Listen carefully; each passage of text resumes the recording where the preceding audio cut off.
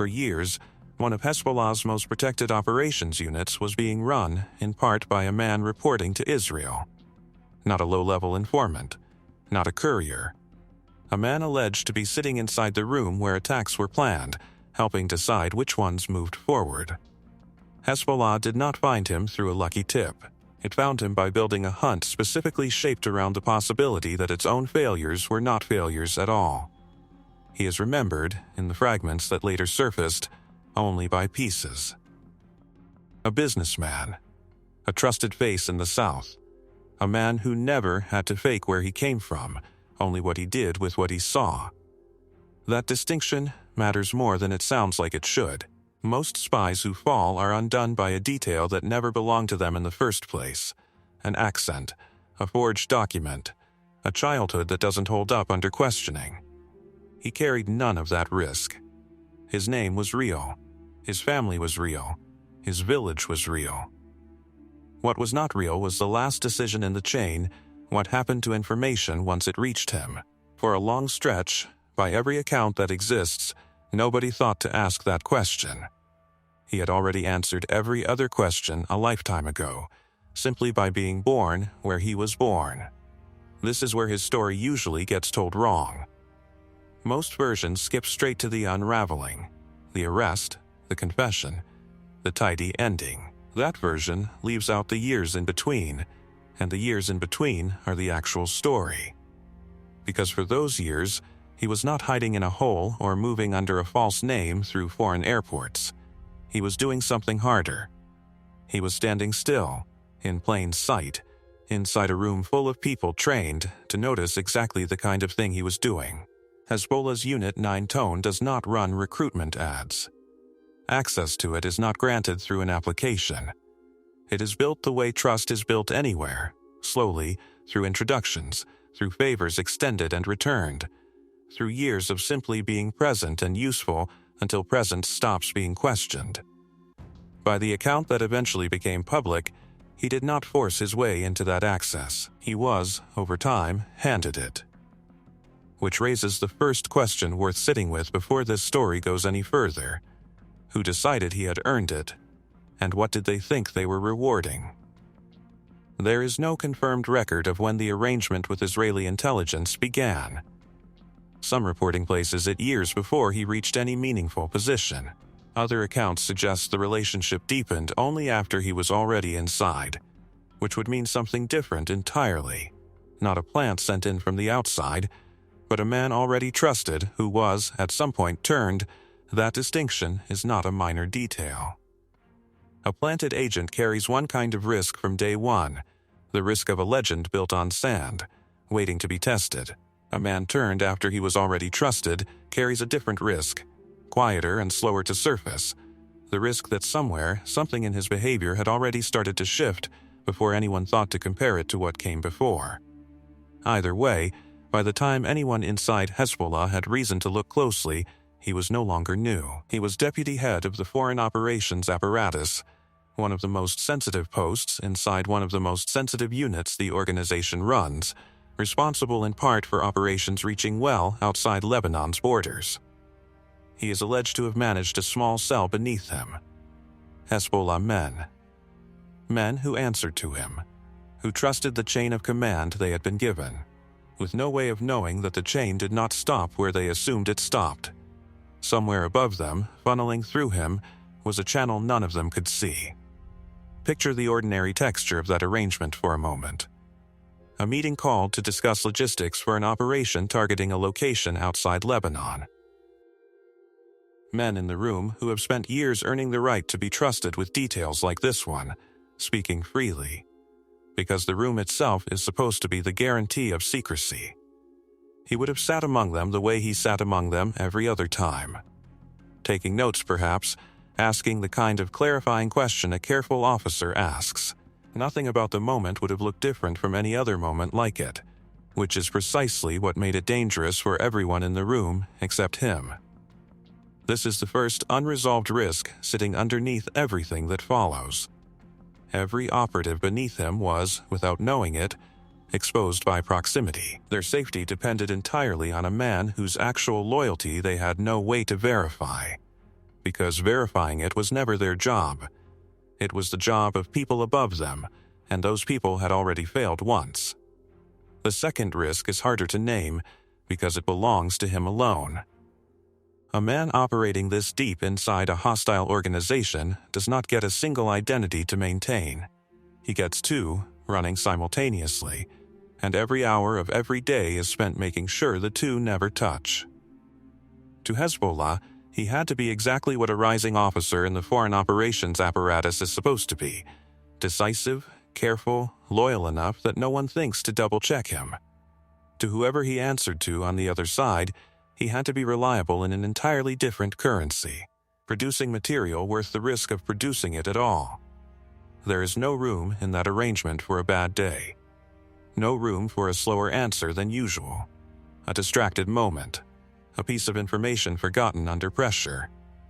Both versions of him had to be flawless, permanently, in front of audiences that were never supposed to know the other one existed.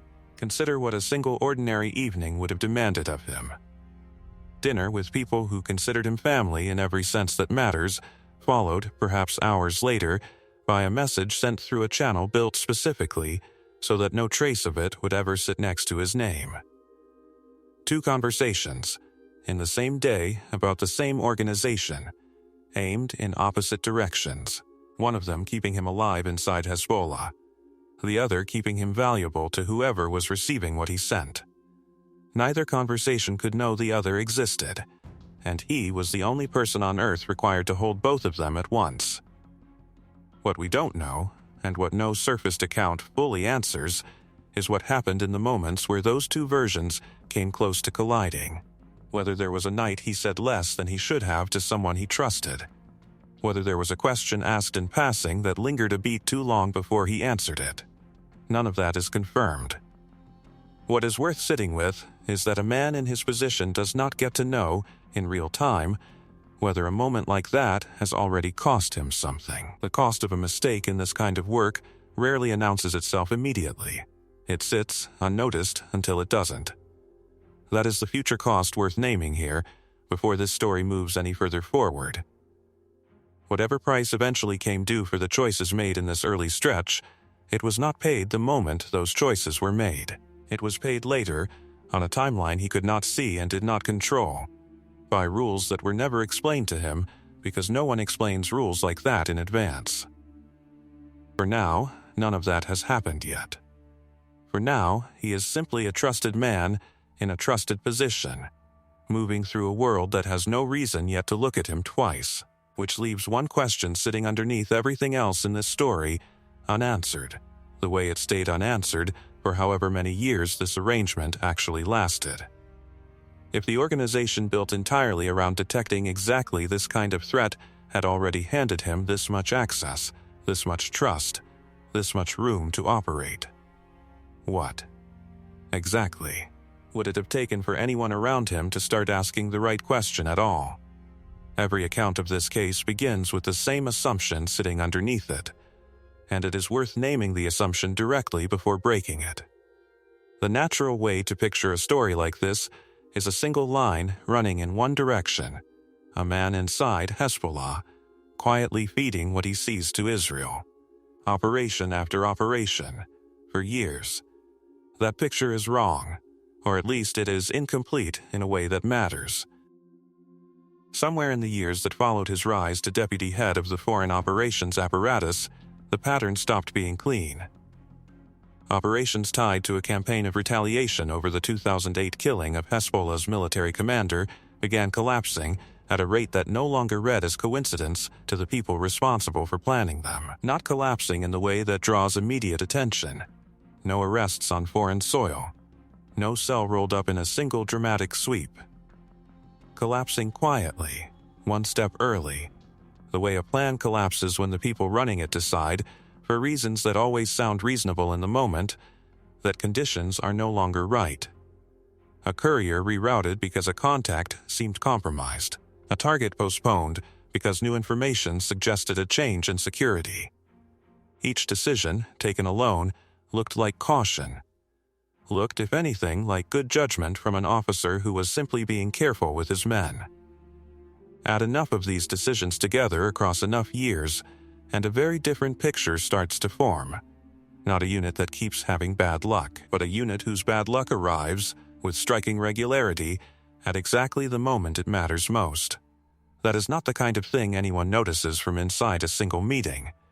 It is only visible from a distance, looking backward across a span of time long enough to make the shape of it undeniable. Here is the assumption from Phase 1 that this pattern quietly breaks. He was never invisible in the way his position made him feel invisible. Every decision he made inside that unit left a trace, because decisions inside an organization built on secrecy do not disappear once they're made.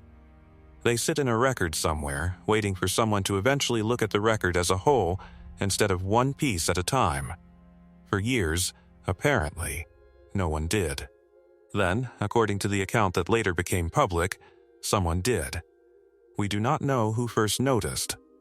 We do not know whether it was a single analyst going back through old files, a commander comparing notes with another commander, or something closer to institutional pressure, Hezbollah's leadership, and reportedly figures within Iran's Revolutionary Guard Corps advising it. Growing frustrated enough with the pattern of failures that an investigation became inevitable regardless of any single spark. What the accounts agree on is the shape of what came next. A dedicated internal unit, built specifically to hunt for the possibility that Hezbollah's own losses were not losses at all, began working quietly through years of decisions, contacts, and outcomes tied to the foreign operations apparatus. This is the hidden cost sitting underneath everything he believed he had built. The years spent proving himself trustworthy, the very thing that had given him his access in the first place, were also years spent generating a paper trail. Every operation he touched, successful or not, was now a data point in a pattern someone else was assembling without his knowledge. Trust in this line of work is not simply protection. It is also exposure. Deferred, he would not have known, in the early stage of that internal hunt, that anything had changed. There is no confirmed account of a specific trigger, no meeting he was suddenly excluded from, no colleague who started avoiding his eyes. If the investigation was run the way these investigations are meant to be run, there would have been nothing for him to notice at all.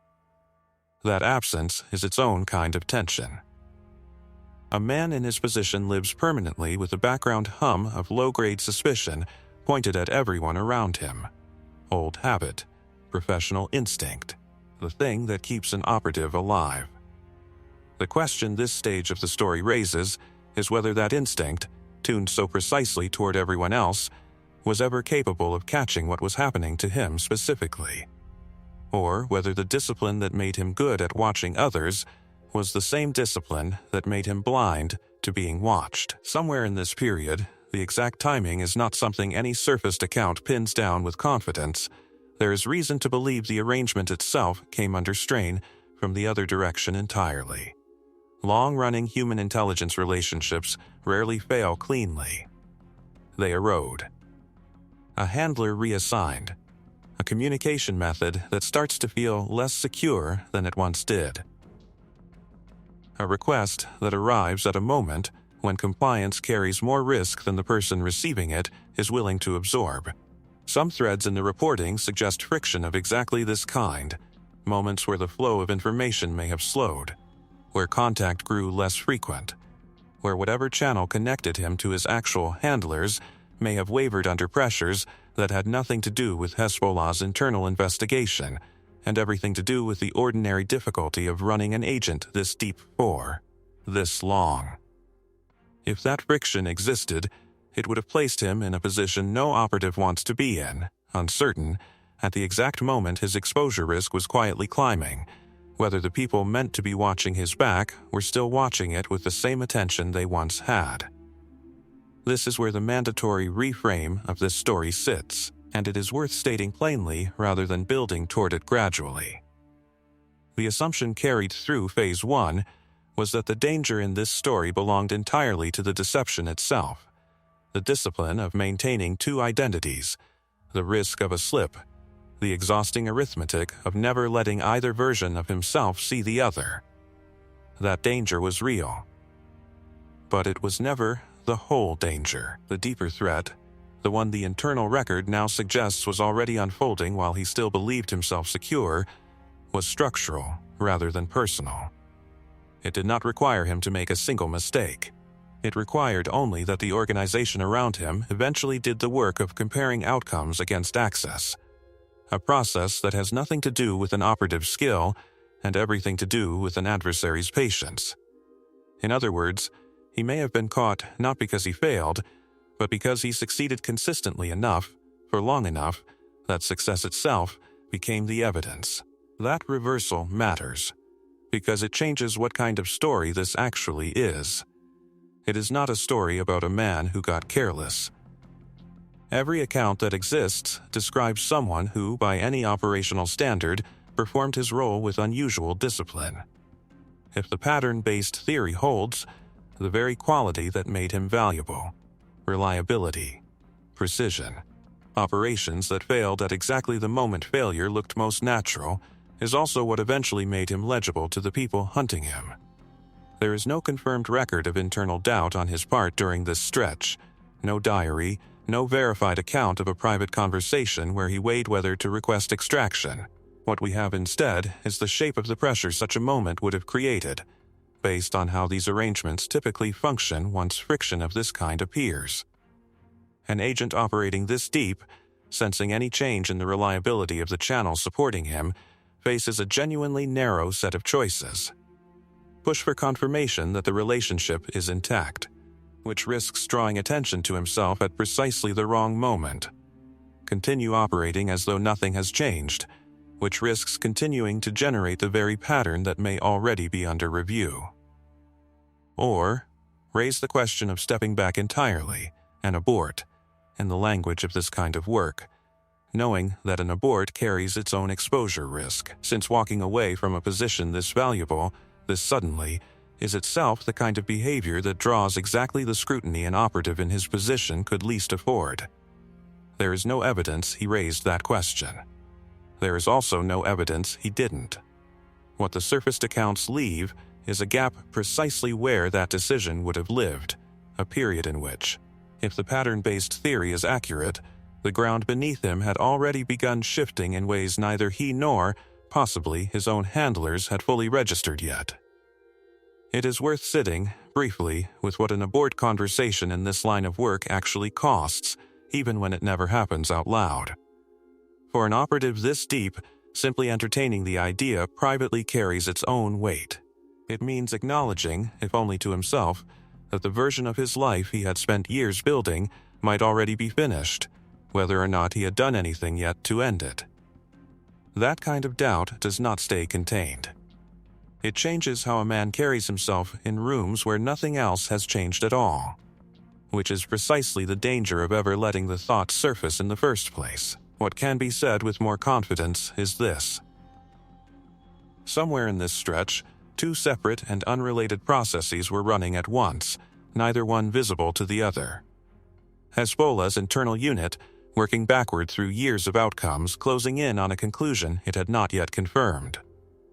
And whatever remained of the relationship that had sustained him for years, holding, or not holding, in ways the record does not settle. Which of those two processes would resolve first, and what that resolution would actually mean for him, is not something the story has answered yet. The first sign, if there was one, would not have looked like a sign at all.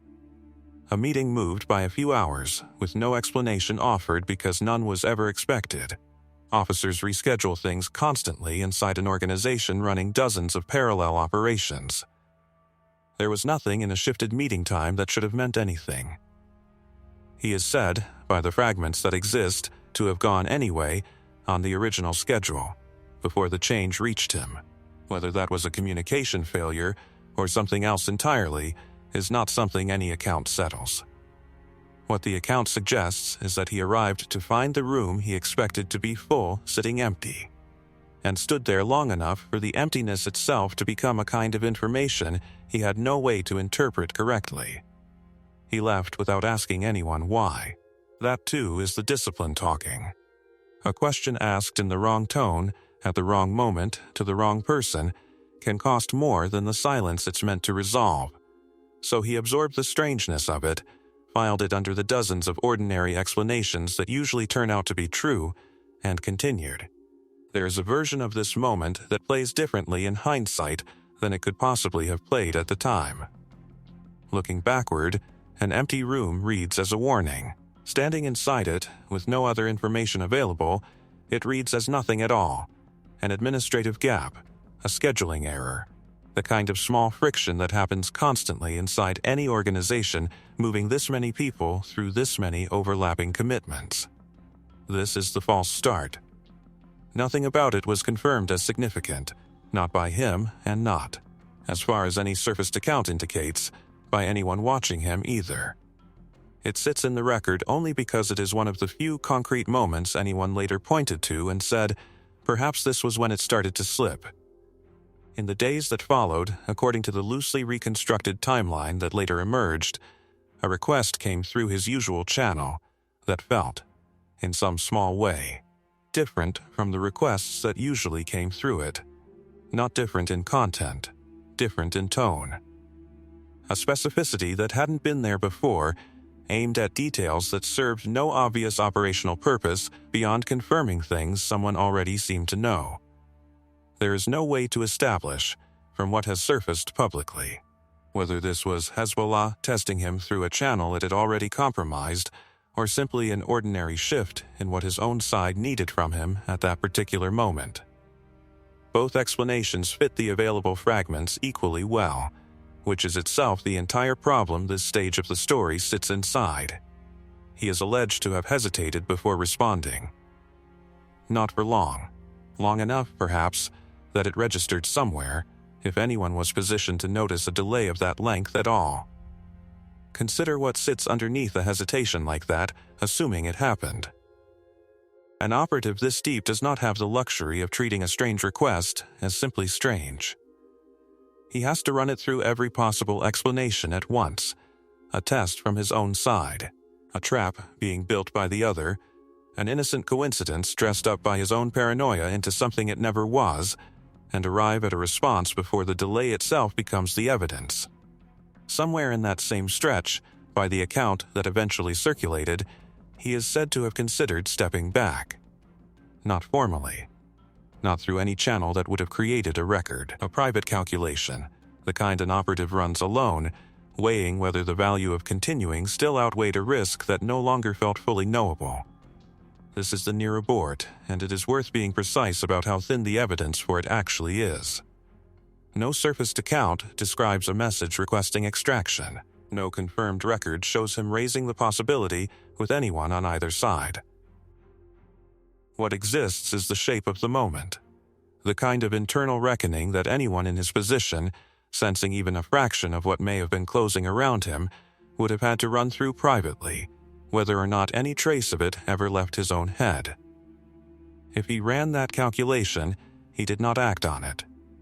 Whatever conclusion he reached, the record picks back up with him continuing exactly as before, present at the meetings he was expected to attend, managing the cell beneath him with the same steadiness that had defined him for years. There is a particular kind of resolve required to arrive at that conclusion and then simply resume, outwardly unchanged, as though the calculation had never happened. It is not confidence, exactly. It is closer to a decision to proceed despite the absence of confidence, because the alternative, visibly withdrawing, visibly hesitating, carried a risk that felt, in the moment, sharper and more immediate than the uncertainty he was choosing to keep carrying instead. Here's where an incorrect assumption, carried since Phase 1 without ever being named as an assumption, plays all the way out. He had operated for years on the belief that his value to Hezbollah was the thing protecting him, that a man this useful, this embedded, this responsible for outcomes the organization depended on, was not a man anyone would move against without overwhelming certainty first. That belief was not unreasonable. In most versions of this kind of story, it would have been correct. Organizations built on secrecy tend to move cautiously against their own most valuable people, precisely because the cost of being wrong is high enough to demand real proof before acting. What the belief did not account for is the specific kind of proof Hezbollah's internal unit is alleged to have been assembling, not proof drawn from a single incident that could be argued away. Proof drawn from a pattern spanning years, the kind of evidence that does not require overwhelming certainty about any one moment, only overwhelming consistency across all of them combined. His usefulness, in other words, was never actually protecting him. It was the raw material the case against him was built from. Every operation he touched, every decision that later looked like caution, was simultaneously proof of his value to Hezbollah and, apparently, proof of something else entirely to the people quietly reviewing the record. He would have had no way to know this distinction existed, because from where he stood, usefulness and safety had always been the same thing. There was no version of his experience up to this point that would have taught him otherwise.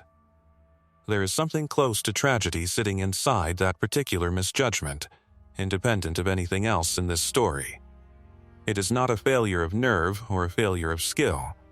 It is closer to a category error, the kind available only to someone who has spent years being right about almost everything, and has therefore never had reason to doubt the one assumption that mattered most. Then, according to the account that later surfaced, something happened that must have felt, however briefly, like confirmation that the earlier unease had been misplaced. A period where nothing shifted, where meetings ran on schedule, where the tone of communication through his usual channel returned to something closer to normal, where whatever strange specificity had unsettled him earlier seemed to fade without consequence. This is the false release moment, and it deserves to be treated with exactly the weight it would have carried at the time, not the weight hindsight now assigns it. A stretch of ordinary days after a stretch of uncertain ones does not feel like a trap closing. It feels like relief. It feels like the particular, specific relief of a professional who has spent weeks managing a threat that may never have been real in the first place, finally allowed to stop bracing for something that isn't coming. There is no confirmed account of what he believed during that stretch, only the shape the record leaves behind. A gap, followed by a return to pattern, followed eventually by the events that came after it.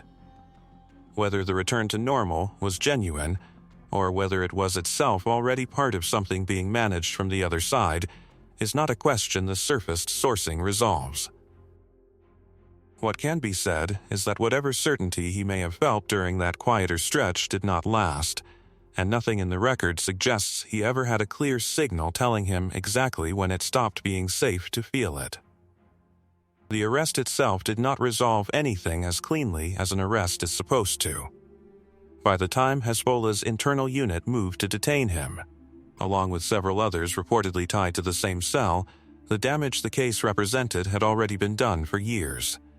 Taking him into custody did not undo a single operation that had already failed. It only confirmed why they had failed, which is a very different thing from fixing it. There is a temptation, in stories like this, to treat the arrest as the moment everything finally makes sense, the point where confusion resolves into clarity and the story can be closed. That temptation is worth resisting here specifically, because nothing in the surfaced record suggests clarity actually arrived with him in custody. What arrived instead was confirmation of a suspicion, which is not the same thing as an ending. It is closer to the beginning of a much longer, much quieter reckoning that had no dramatic moment attached to it at all. That distinction matters more than it might seem to at first. An arrest closes a case file. It does not close the gap the case exposed, and in this instance the gap was not one man's access. It was the method by which that access had been granted in the first place. Years of institutional trust, extended without the kind of structural verification that might have caught the pattern sooner. The fallout, in other words, had already started before the operation against him was even finished. Every decision he had made in his final months, the ones made under whatever uncertainty he was privately carrying, were already part of a body of evidence being assembled while he still believed, or hoped, that the quiet stretch he'd lived through meant something had passed. Immediately following the arrests, Hezbollah moved to contain what the case revealed rather than simply punish who it implicated.